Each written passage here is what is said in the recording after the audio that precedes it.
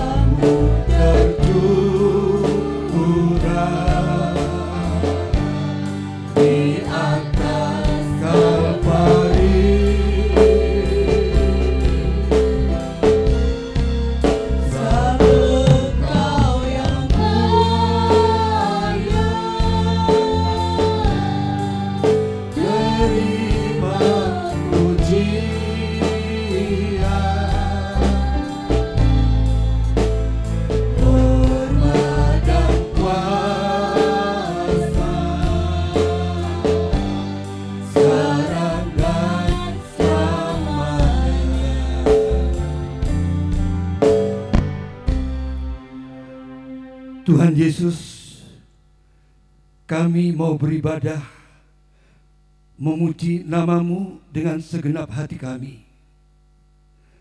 Kami yakin di dalam kehidupan kami bahwa Tuhan ada hadir dan bertahta di atas puji-pujian kami, dan hadirat-Mu memenuhi kami semua. Sucikan kami, dan kami menyerahkan ibadah ini dari awal sampai akhir di dalam nama Tuhan Yesus Kristus. Haleluya. Amin. Puji Tuhan, silakan duduk, dan selanjutnya kita akan nyanyikan puji-pujian Saat Ini Ku Datang Lagi, dan nanti akan dipimpin oleh Mona.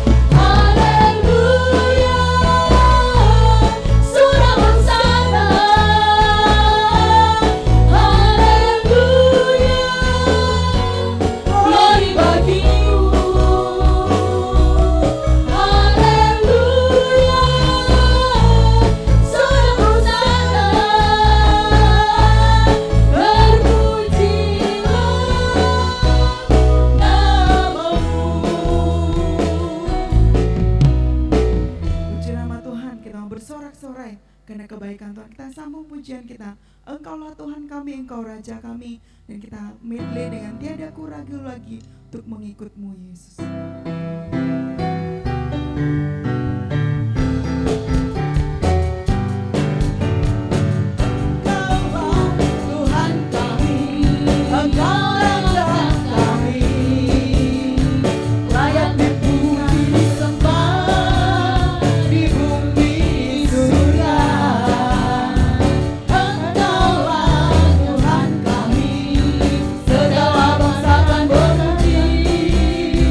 Yeah.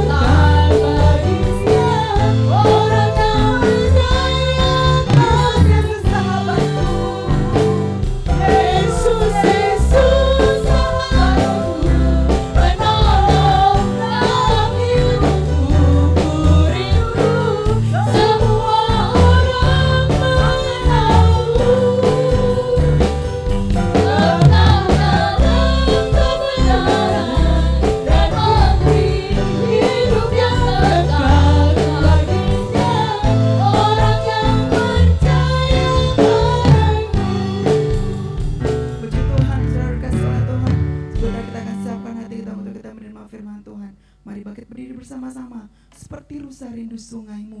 Kita akan puji dan serahkan kepada Bapak Gembala. Terima kasih Yesus.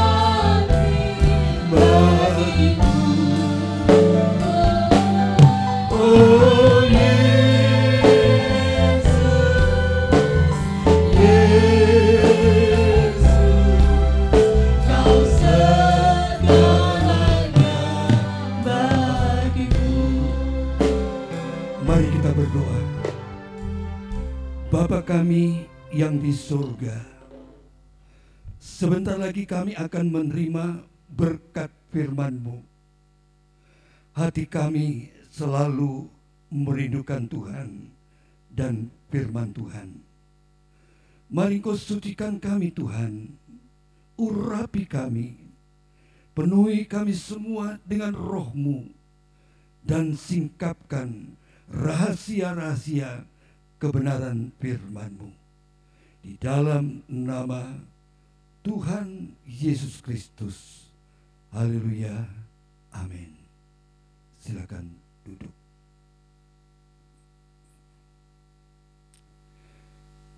Pada kesempatan ini,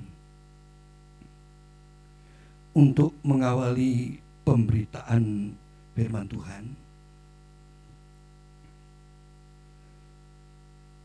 saya akan bacakan teks firman Tuhan di dalam Injil Yohanes pasal yang ke-20 ayat 26 sampai dengan ayat yang ke-29.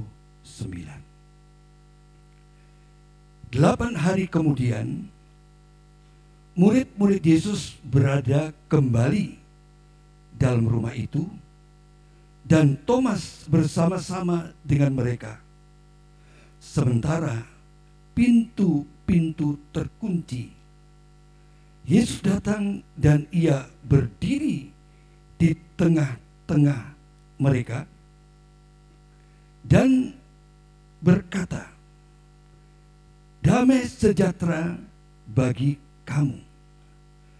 Kemudian ia berkata kepada Thomas, "Taruhlah jarimu di sini, dan lihatlah tanganku, ulurkanlah tanganmu, dan cucukkan ke dalam lambungku, dan jangan engkau tidak percaya lagi, melainkan percayalah." Thomas menjawab dia, "Ya Tuhanku dan Allahku." Kata Yesus kepadanya, "Karena engkau telah melihat aku, maka engkau percaya. Berbahagialah mereka yang tidak melihat namun percaya." Orang bijak mengatakan, percaya karena melihat faktanya. Setelah mereka melihat faktanya, baru mereka percaya. Fakta ini benar-benar ada. Benar. Jadi sudah membuktikan sendiri adanya fakta yang nampak secara nyata. Tetapi tidak melihat namun percaya, ini adalah hal yang luar biasa. Dan ini merupakan pelajaran bagi kita pada saat sore hari ini. Pernyataan kalimat tidak melihat namun percaya asal mulanya dari Tuhan Yesus Kristus sendiri, yang ditujukan kepada Thomas muridnya, yang tidak percaya bahwa Tuhan Yesus telah bangkit dari kematian yang telah diceritakan, diungkapkan oleh murid-murid yang lain. Karena Thomas sebelum melihat dengan mata kepalanya sendiri, Thomas tidak mau percaya. Bapak sekalian, pada saat sore hari ini, saya akan menyampaikan berita firman Tuhan dengan judul "Sebelum Melihat Tapi Percaya". Mengapa penting sebelum melihat? Sehingga Tuhan Yesus mengatakan, berbahagialah mereka yang tidak melihat tapi percaya. Yesus sebagai Allah tentu mempunyai alasan tersendiri. Dia akan memberi pelajaran penting bagi umatnya, bagi kita sekalian yang hidup pada saat ini. Tuhan Yesus melihat karakter Thomas adalah seorang yang pesimis dan negatif thinking. Dalam Injil Yohanes pasal yang ke-11, saat Tuhan Yesus mendengar berita bahwa orang yang dikasihi yang bernama Lazarus mengalami sakit keras, Tuhan Yesus berniat untuk pergi ke Yudea dan mengunjungi Lazarus. Namun murid-muridnya memperingatkan dia bahwa baru-baru ini orang-orang Yahudi berusaha melempari Yesus dengan batu. Dalam Injil Yohanes 11 ayat yang ke-8, mereka berpikir bahwa dengan kedatangan mereka ke Yudea pasti akan mengundang yaitu sebuah risiko di dalam kehidupan mereka, yaitu suatu risiko yang sangat besar. Karenanya mereka berpendapat lebih baik mereka menetap di seberang sungai Yordan, di tempat Yohanes Pembaptis tinggal. Dalam Injil Yohanes pasal 10 ayat yang ke-40. Namun karena Tuhan Yesus tetap bersikeras untuk mengunjungi Lazarus, akhirnya Thomas merespon dengan nada yang sinis. Thomas berkata, marilah kita pergi juga untuk mati bersama-sama dengan dia.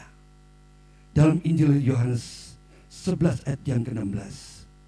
Meskipun itu putusan Tuhan, Thomas pesimis dan dengan kata-kata sindiran pada Yesus, Thomas berkata, mari kita pergi juga untuk mati bersama-sama dengan dia. Jadi jiwa pesimis dan negatif thinking menghalangi seseorang berpikir positif, percaya sebelum melihat.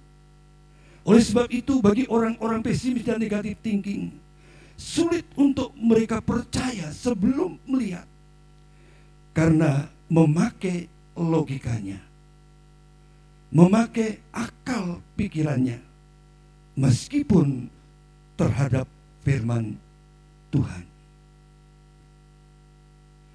Informasi kebangkitan adalah firman Tuhan.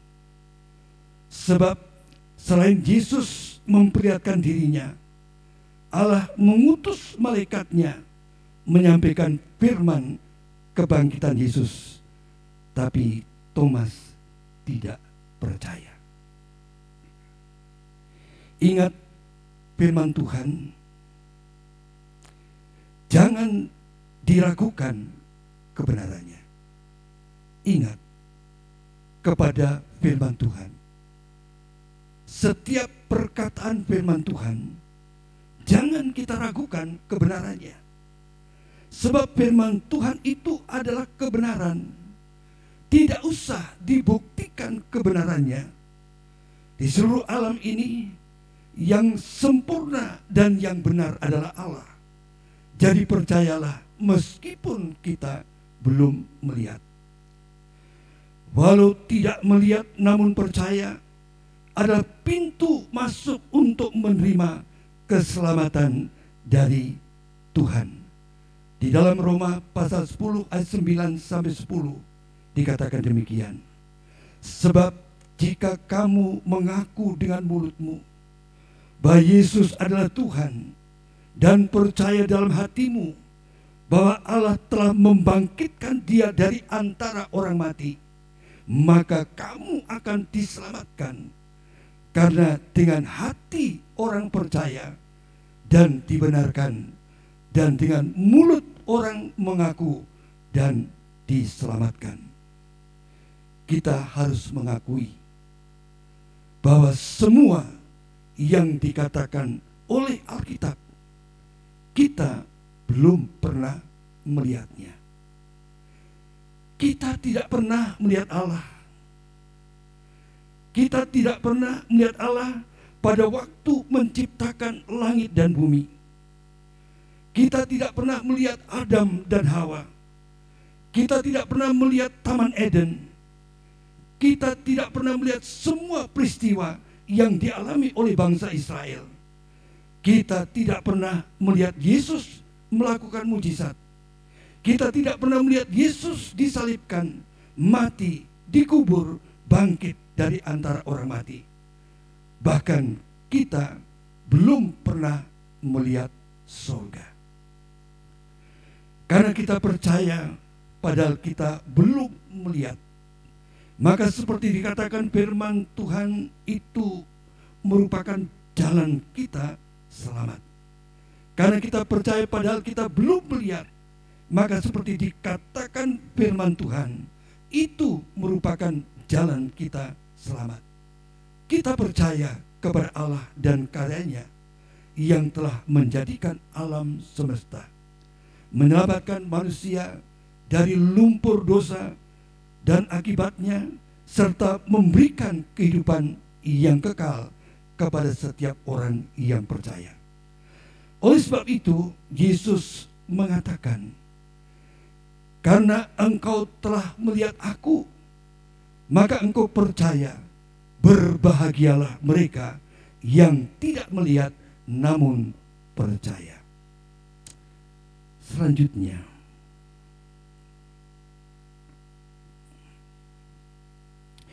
bagaimana agar orang beriman tetap percaya kepada Tuhan meskipun belum melihat? Yang pertama, yakini dan lakukan firman Tuhan dengan sepenuh hati. Mendengar dan melakukan firman Tuhan ada dua hal yang berbeda. Namun hendaknya dalam hidup kita keduanya berjalan beriringan.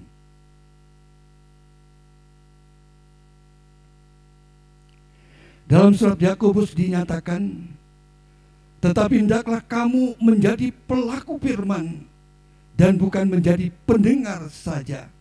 Sebab jika tidak demikian, kamu menipu dirimu sendiri. Yakobus 1 ayat yang ke-22. Tuhan Yesus mengatakan, yang berbahagia ialah mereka yang mendengar firman Allah dan yang memeliharanya. Injil Lukas pasal yang ke-11 ayat yang ke-28. Kemudian yang kedua, pakailah pikiran Allah.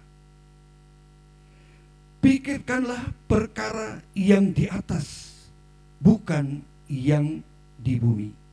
Kolose 3 ayat yang kedua.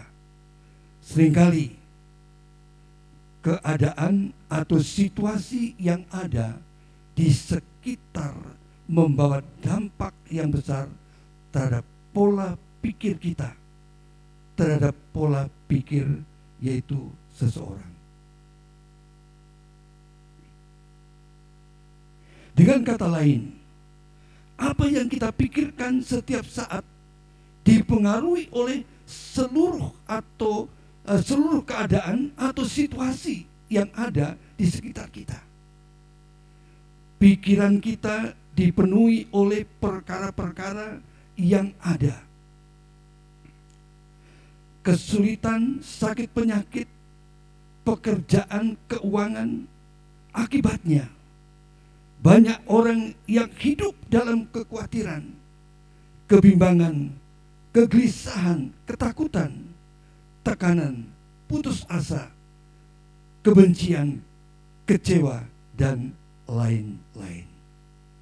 Oleh sebab itu, Alkitab mengingatkan agar kita memikirkan yaitu perkara-perkara yang di atas, perkara-perkara surgawi, lebih dari perkara-perkara yang ada di dunia ini. Memenuhi pikiran kita dengan perkara-perkara surgawi, dengan perkara-perkara rohani. Inilah yang dimaksud dengan memiliki pikiran Kristus, sebagaimana Rasul Paulus tegaskan kepada jemaat di Korintus. Dalam 1 Korintus pasal yang kedua, 1 Korintus pasal yang kedua, yaitu di dalam ayat yang ke-16 bagian B dikatakan, kami memiliki pikiran Kristus. Memiliki pikiran Kristus berarti menawan segala pikiran dan menaklukkannya kepada Kristus. Menawan segala pikiran kita, segala logika kita, dan menyerahkannya atau menaklukkannya kepada Kristus. Berarti pikiran kita sepenuhnya dipimpin, dituntun, diarahkan, dan dikendalikan sepenuhnya oleh Roh Kudus. Ketika kita memikirkan perkara-perkara rohani atau hal-hal yang positif, berarti kita sedang mengenakan pikiran Kristus, sebab Kristus senantiasa berpikir tentang hal-hal yang baik atau positif dalam kehidupan kita, terlepas dari keadaan kita dan bagaimanapun adanya kita. Yang ketiga, Roh Kudus membimbing dan menolong. Roh Kudus menolong ketika kita berdoa. Terkadang ketika hidup sedang berat, kita tidak tahu apa yang harus kita doakan. Roh Kuduslah yang memanjatkan doa yang benar kepada Allah untuk menolong kita.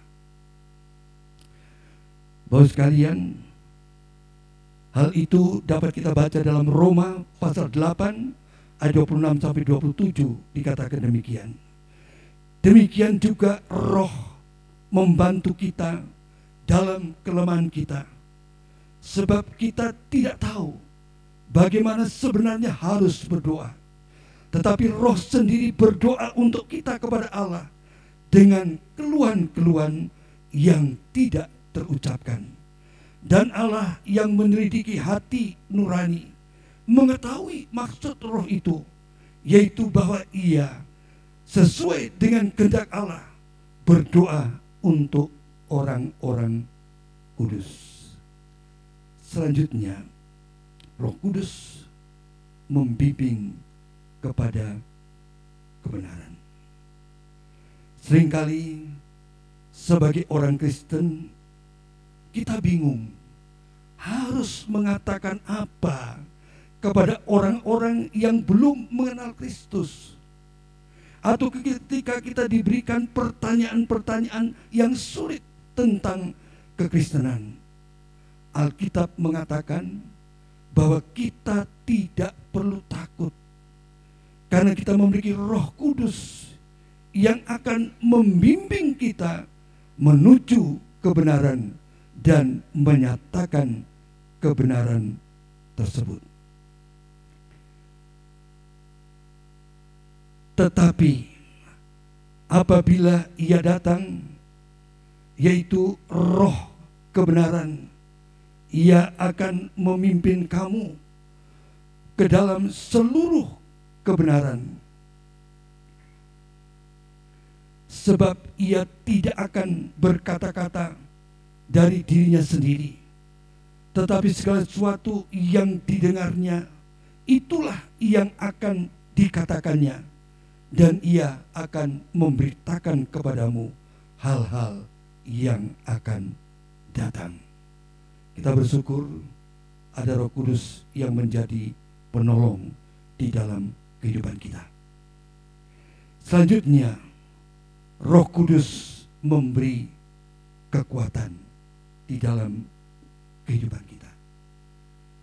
Kalau kita ada sebagaimana kita ada sampai saat ini, bukan karena kekuatan kita, tetapi semata-mata hanya oleh karena kekuatan dan pertolongan daripada Roh Kudus saja.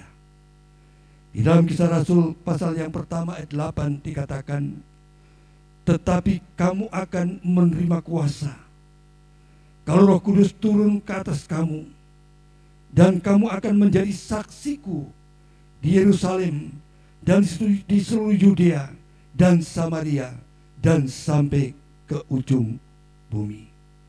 Kisah Para Rasul pasal pertama ayat 8. Tuhan Yesus mengatakan bahwa Roh Kudus akan memberikan kekuatan. Ada satu kuasa yang dikaruniakan di dalam setiap kehidupan orang yang beriman kepada Tuhan, yang menerima Roh Kudus di dalam kehidupannya.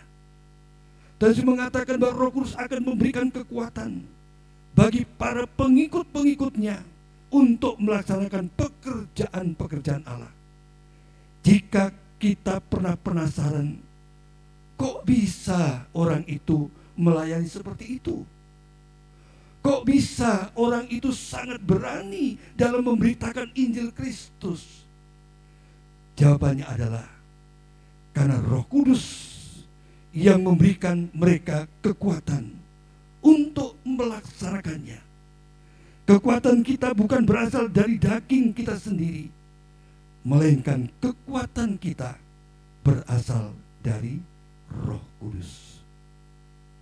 Oleh sebab itu, sebagai orang-orang yang beriman kepada Tuhan, kita harus percaya meskipun belum melihat, karena firman Tuhan itu adalah ya dan amin adanya. Kita harus percaya meskipun belum melihat, karena itu adalah pintu masuk ke dalam keselamatan. Dan berbahagialah orang-orang yang percaya meskipun belum melihat. Pakailah iman dan keyakinan kita, percaya kepada Allah sepenuh hati kita. Setiap orang yang percaya meskipun belum melihat, dia tidak akan binasa, melainkan akan memperoleh keselamatan, yaitu kehidupan yang kekal di dalam kerajaan surga. Amin. Tuhan Kristus memberkati. Dan selanjutnya kita akan masuk di dalam doa untuk firman Tuhan yang telah diberitakan. Mari kita sama-sama nyanyikan pujian Sekalipun Aku Dalam Lembah Kelam. Kemudian kita masuk di dalam doa.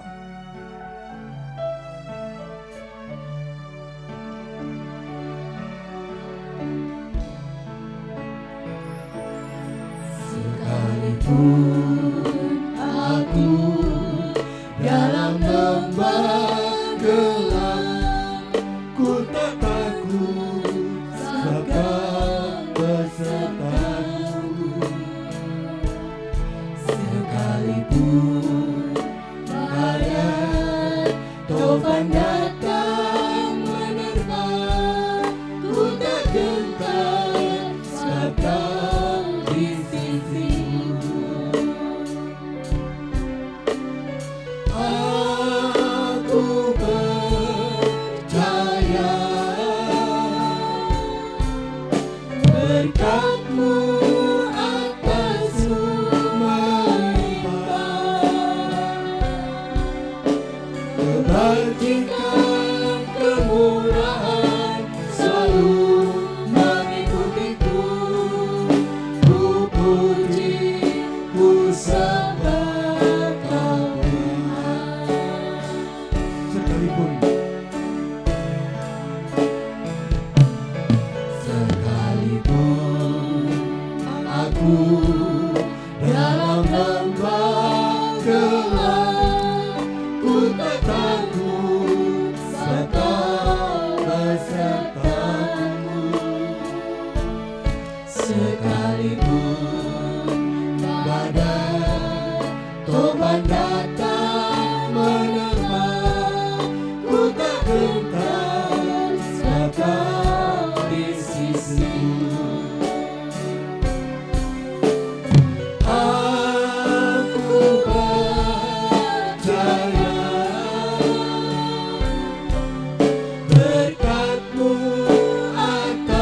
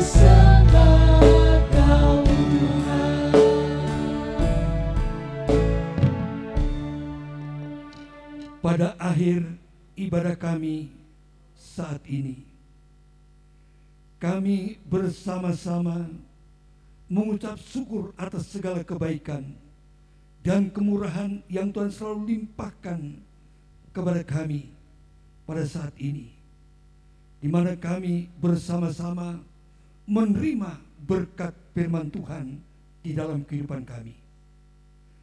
Firman-Mu mengingatkan kepada kami semua supaya kami memiliki hati yang percaya kepadamu meskipun kami belum melihat Tuhan.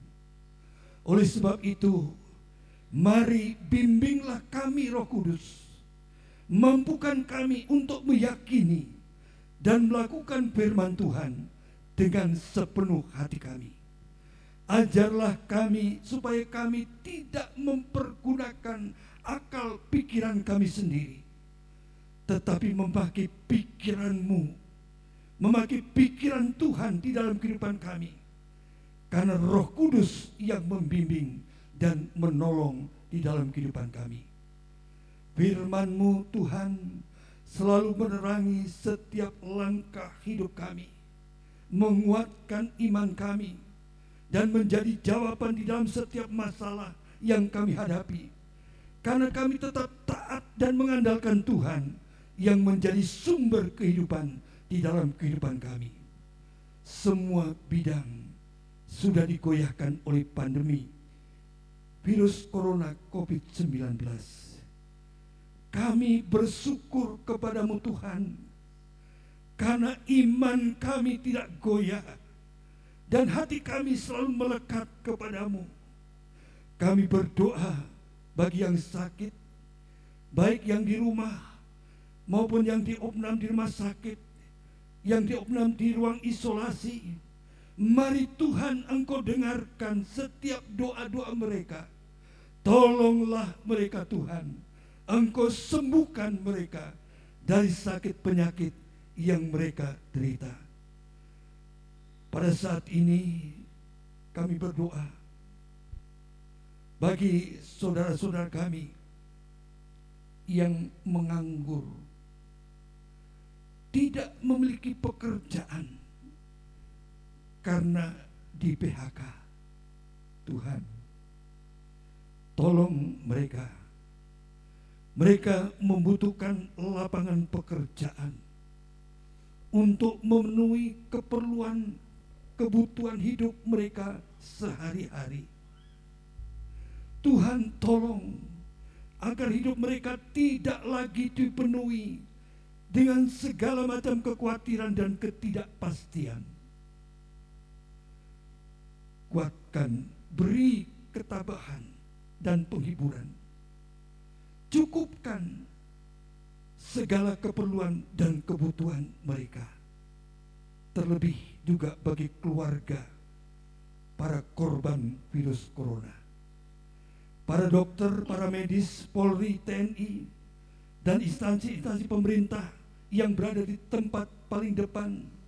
Bentengi, lindungi, dan selamatkan dari COVID-19 agar virus corona COVID-19 dapat segera ditanggulangi.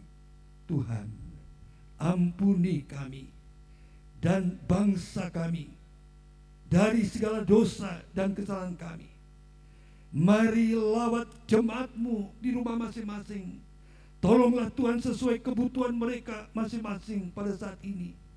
Yang dalam pencobaan kuatkan, yang berusaha lanjut berikan kekuatan dan kesehatan, yang sakit dan yang seringkali terganggu kesehatan jamah dan sembuhkan, yang hidup dalam kekurangan sebagai dampak COVID-19.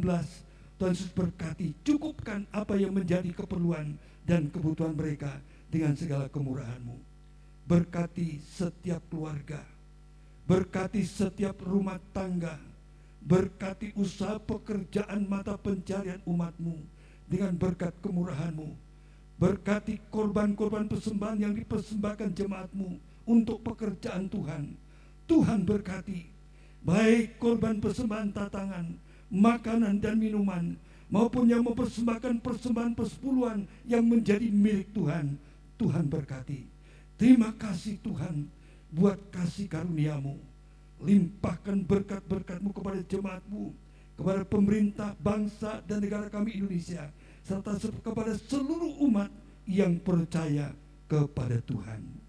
Selanjutnya, terimalah berkat anugerah dari Allah Bapa, kasih Yesus Kristus, serta bimbingan dan pertolongan Roh Kudus, yaitu di dalam nama Tuhan Yesus Kristus, yang senantiasa menyertai di dalam sepanjang langkah hidup kita masing-masing sampai Maranatha, sampai Tuhan Kristus datang pada kali yang kedua. Haleluya. Amin.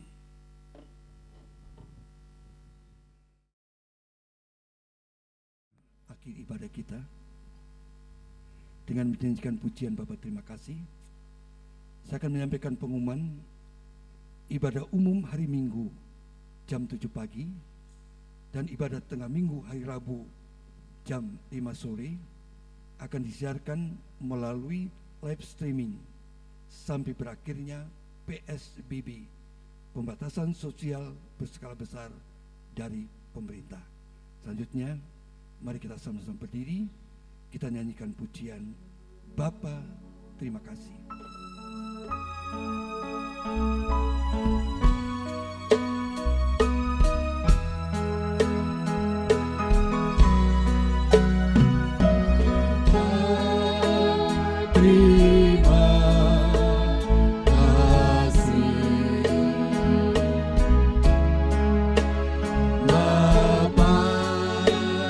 Terima